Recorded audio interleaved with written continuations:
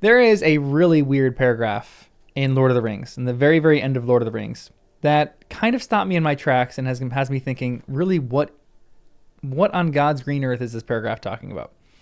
It is essentially what the year 1420 has done after the ring is destroyed and what the bountiful year it has been in the Shire. And I just want to read this paragraph and then talk about what really my theory is on what's happening here, because there's one sentence in here that really has caught me off guard. This is the paragraph. Altogether, 1420 in the Shire was a marvelous year. Not only was there wonderful sunshine and delicious rain in due time and perfect measure, but there seemed something more, an air of richness and growth, and a gleam of a beauty beyond that of mortal summers that flicker and pass upon this middle earth.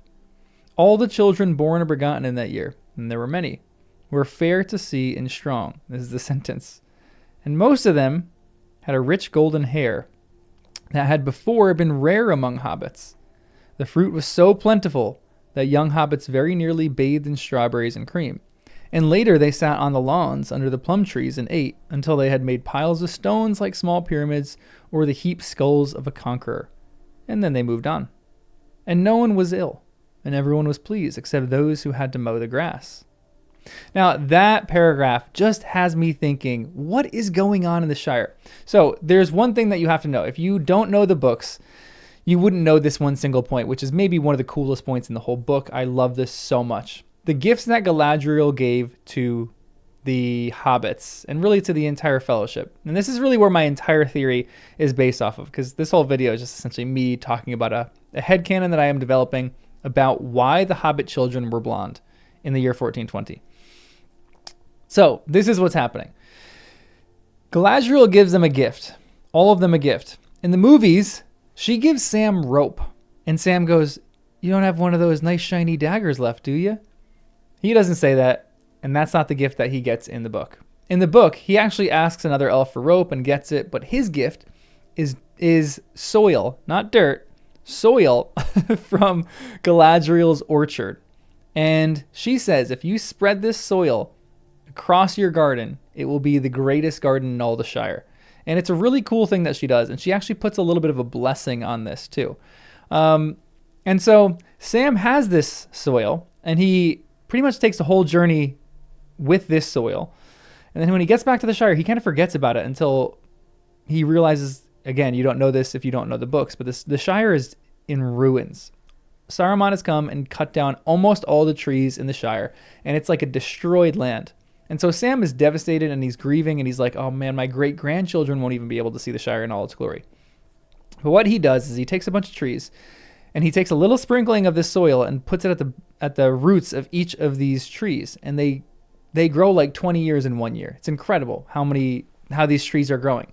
But one thing that he does is he takes a mallory seed, which is in this soil, and he plants it where the party tree was, and this mallory blooms and blossoms into something really beautiful, which is a mallory tree.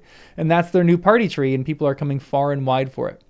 But Sam has a little bit of the soil left over. So what he does is he goes to the highest point in the Shire and throws it up in the air on the windy day, and then it scatters over the Shire, and it now becomes a blessing for the rest of the Shire. Now, here's my theory. Galadriel blessed this. Later, when Sam goes to the Grey Havens to kind of bid farewell to everyone, Galadriel tells Sam that Sam used the gift well. Now, here's my theory. There wouldn't have been blonde children. Sam's children probably would have been blonde, because I think he's blonde in the books too, and I think Rosie's blonde too. So their children would have been blonde. And maybe this is literally just because Sam and Rosie had so many kids that, you know, at the end that the Shire was full of Sam and Rosie's kids. But really, if Sam used this only for his own garden, I think it would have been good. I think his garden would have been incredible. But it wouldn't have been the blessing that it was for the rest of the Shire, and it wouldn't have really maximized the thing. I think Galadriel put something in this that it essentially was her last gift to Middle-earth, which is creating people in the likeness of her. She is known to have blonde hair. So her orchard, to me, is she takes some soil from her orchard and she puts a blessing on it, which this blessing inadvertently is like, hey, if someone uses this the right way, there's going to be a lot of blonde children that look just like me, Galadriel.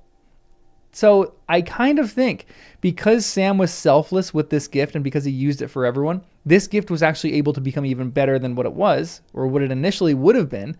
And there's a bunch of little Galadriels running around the Shire. So I kind of think that's my theory. I don't really have basis for it.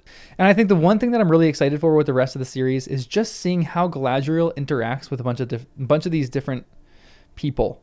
Like, I'm curious to see if this would be in her wheelhouse to give this thing a blessing that would be an even greater blessing if someone were to use something selflessly. Like, I just don't know the character of Galadriel that well yet. And I think I will potentially in the Silmarillion and some of the other things that Tolkien wrote.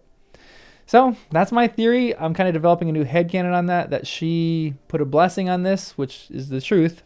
And this blessing was maximized because Sam used the gift well. And therefore, there's a bunch of little Galadriels with blonde hair running around the Shire. So that's my theory. I'm sticking with it. Let me know what else you might think about this line and this paragraph, because it's a really weird one. You can also like the video. You can subscribe for more of this kind of content. You can become a member for some members only content. We're going to do The Hobbit next and the Silmarillion after that, but we're going to do the appendices first, which I'm very excited to go through. So make sure you subscribe for more of this journey. And as always, remember to look toward Numenor that was, and beyond to Elven home that is, and to that which is beyond Elven home and will ever be. I'll see you in the next one.